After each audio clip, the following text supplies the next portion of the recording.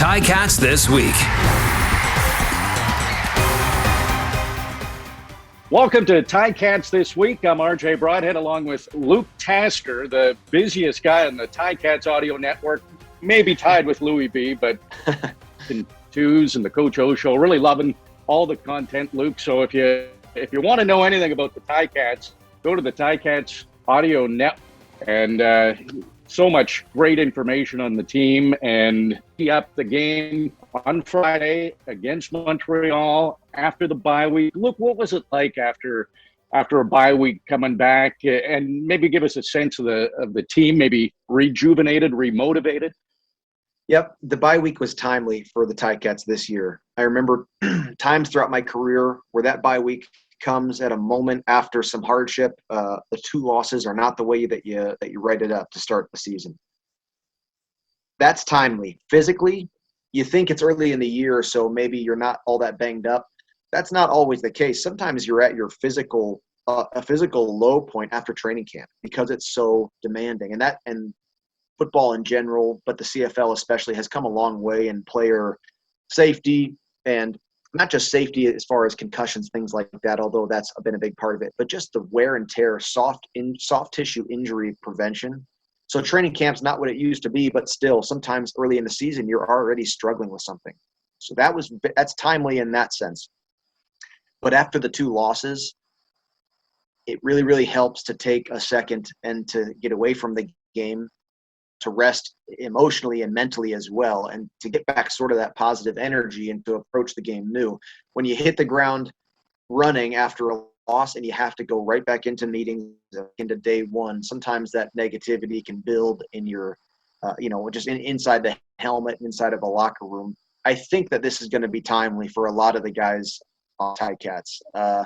It's a line in the sand. There's still a lot of football to be played, and now you get to just go sort of redesign what you're going to be this season. Number of times throughout my career, I looked back at the end of the season and saw a bye week, and now at times we had 3 bye weeks, and at the end of my career we had 3 bye weeks in the season. But you look back and you see, wow, things kind of changed for me at that time. I started playing better. I started being more relaxed on the field. Hopefully that's going to be what a lot of the players recognize and see in this bye week. All right, well, let's focus on the game, and there's tons of changes. The biggest one is at quarterback. Jeremiah Masoli, a little bit banged up. He's got a rib issue. So Dane Evans goes in. And what are your thoughts on Dane Evans? He's got a terrific record. He's won 5 in a row if you go back to 2019. So there has to be a bit of confidence, but this is really his opportunity now to get the Ticats going offensively. Yep, and it's very, very, very different to take over a team when a whole turnaround is needed, right, than to come in to a team that was really playing really well, like Dane did, like Dane was able to do last year. That said, this is not the story of a young quarterback coming in, right? I mean, he has valuable experience. I mean, he is a veteran CFL player, and to the point of having already been in his first Grey Cup.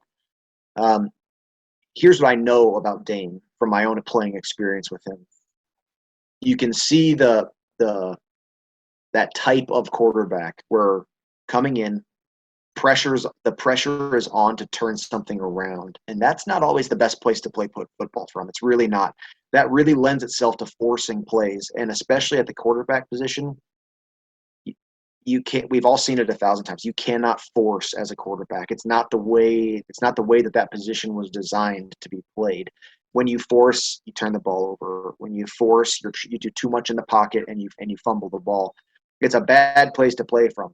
So he's not going to be able to take the pressure off himself. The pressure's there. There's a lot going on in this early part of the season for the Ticats, and it is time to start winning games. The pressure is going to be there, but this is what I know about Dane from having played with him. He is not the kind of guy who lets mistakes compound on each other.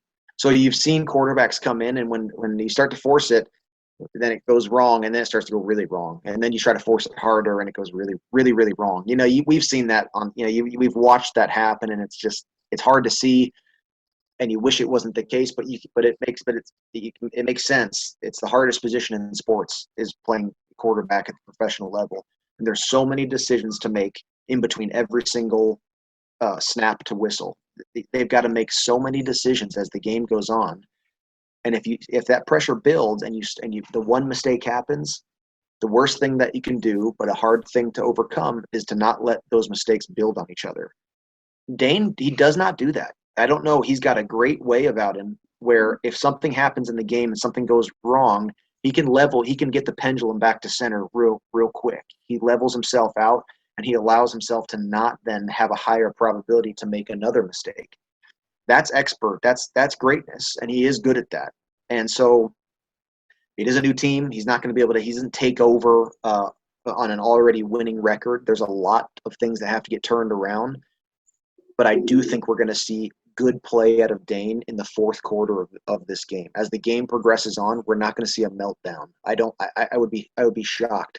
He's level-headed. He'll get out there, and the inevitable thing, Jeff Reinbold, the only thing guaranteed in football is adversity. That's a known fact. We know that we're going to get adversity. But Dane will continue to make good plays as the game progresses. Well, that's great information on Dane Evans, and let's hope he can things around that win, because when Tiger-Cats are right back in the mix, so it's not dire straits by any means, and an undefeated season is extremely unlikely, if not impossible. So two tough places to play. Montreal is going to be another tough place to play. It's another home opener for the Tiger-Cats. How challenging is that as an opposition player to wind up playing in all these home openers where the fans are fired up, the team's fired up? Yeah, that's not ideal, but the 3 away games to start is just not ideal. It really isn't. And Coach O's thing is we get to not got to, right? We get to go do this, and you get to go play a game. You get a chance to win a divisional opponent. You get to go a chance to beat them in their home opener. It's a great opportunity. Interestingly, Montreal, it actually is something of a tough place to play at, I would say. I always loved going to Toronto, and it's not just about fanship. There's a mix of that across the leagues, and sometimes having a packed stadium isn't all that it's said to be when you're on the road.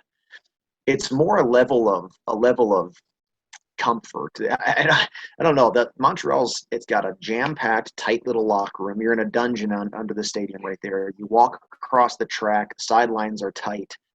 You get hot weather at times.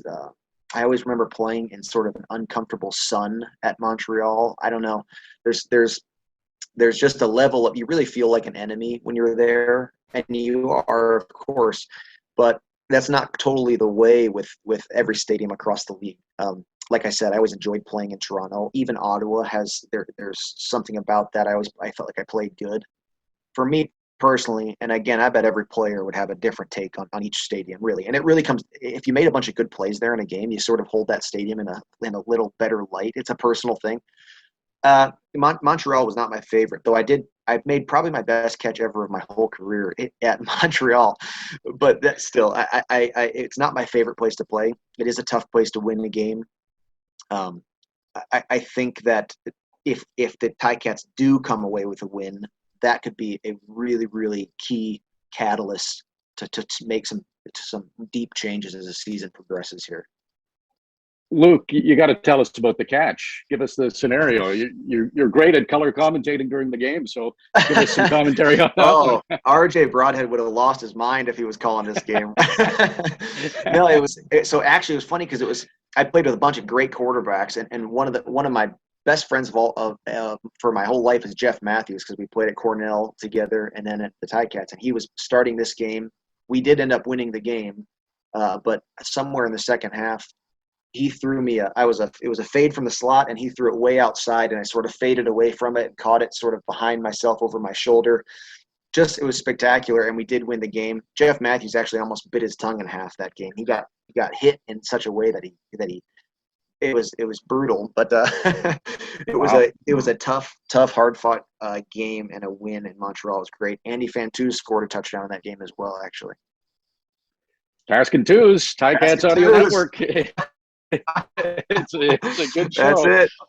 So Montreal is really good through two games. They're basically a couple of inches away from being Yeah. 2-0. They were just stopped short of the goal line against Calgary in their last game. But Vernon Adams Jr. he leads the league in pass attempts over 20 yards, so he can stretch out a defense. They've got Williams, who's the second leading rusher, averaging 97 yards per game. Their special teams is great.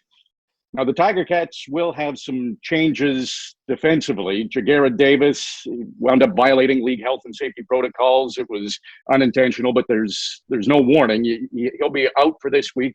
Tiger-Cats expect him to be out just this week. Malik Carney will be in for him, but Ted Laurent should be back. Carriel Brooks, Tunde Adeleke. So there are some differences on the defense, but some regular starters back in, and they'll be tested against Montreal. Yep. I do think it is sort of a vicious threat, right? Their run game is actually they're putting up some substantial production, and then, like you said, Vernon Adams Jr. is leading the league in explosive pass plays. So that's a nasty combination there. But it is hard to all day long continue to throw down the field. It really is. If they can be a little bit stout up front, that was the problem week one in Winnipeg, right? The run defense really struggled to put them into a difficult second down situation. I think if you force any team, no matter how difficult, to go second and 9, second and 10 all day, that can absolutely wear them down. I will be interested to see the kicking game and how that progresses. I do think that one of the part of the game that benefits greatly from a bye week is the kicking game. I think on offense you have a tendency to, or a natural understanding that, overthinking is sort of the enemy of production. You don't want to do that. You don't want to go to a bye week and have all of a sudden come out with twice as many concepts. Or you rest and you get right the things you were doing wrong. On special teams, though, that extra week really does allow for some additional scheming, some interesting concepts, potentially some trickery around the field. I love seeing that, and I'll be very pleased to see the Ticats come out and get what I can call a win in the kicking game. We'll see. 100%. The defensive changeups. Not that I don't think the Ticats defense has been playing horrible this season, not by any means. But we'll see if they can tighten things down. It will hurt to have JG out of the lineup. Next man up mentality. If they can get some good defense against the run, I think that's going to go a long ways for a win. You brought up the kicking game, and that's interesting too, because Michael DeMaglia comes in, and he was known as Iron Leg in his time with Carleton. So he's a rookie. He's getting his first taste. DeMaglia, obviously, it's going to be a nervous time, I'm sure, when he gets an opportunity. But the key will be getting an opportunity. The Tiger-Cats Taylor Bertolette only had 2 chances, and both were 50-plus yards. So they need to give DeMaglia an opportunity here to excel in his first game and maybe put some points up. Absolutely. I think having that mentality of at least 3 when you start to get close to that center field line, as you march down the field, you can't just when you're way backed up, you're not thinking about a touchdown yet. All you're thinking about is one first down. And as you progress down the field and you're getting close to crossing into that center field territory, that at least 3 mentality, it's a must to get some points on the board, to make it show at least a little bit for your on the scoreboard for the effort that you've put on there. If we can get into a winning field goal situation so that not everything is 50-plus yards, that's not an easy place for a young kicker to be in at all. So what's your sense going into the game? Just we'll wrap with this, Luke. It's need a win. We saw Edmonton and Calgary. They were in situations where they needed to win. They played desperate football. They got those wins. So the Tiger-Cats, the only team right now without a victory. Are we going to see that desperate football from them on Friday? As far as the effort, the execution goes, yes, I think so. But mentally, inside the helmet, I don't know if the desperation is where a player wants to be right now. It goes back to that quarterback conversation. You go out and you do your job as best you can, and then you drop it and you go next play. In 2014, granted, the 14 games this year changes a lot of things, but in 2014, the Ticats started off with 2 losses, a bye week, and then lost again after the bye week to then start changing some things around and making a really great end stretch to the Grey Cup. I think to have the mindset that if we lose, I think that can be a little bit of a dangerous territory, but there is no way around it. A win here, which also means a loss for a divisional opponent, right? That Eastern matchup is almost counts as 2 points, right? 2 games. No doubt about it. This would be a great way to start to draw a line in the sand, like I've said, and begin the rest of this season in the right way. Yeah, pretty crazy. It's the first East Division versus East Division game in the CFL this season. So you're right, Luke. It's going to be very, very important. Yeah. Awesome job. Looking forward to calling the game with you on Friday. All right, RJ. Good stuff. I'll see you there. Okay, so the pregame show, Louis B. and Andy Fantuz will have that. Kickoffs at 7:30 on Ticats Audio Network. Tiger-Cats, Montreal. That was Ticats this week. Looking forward to the game.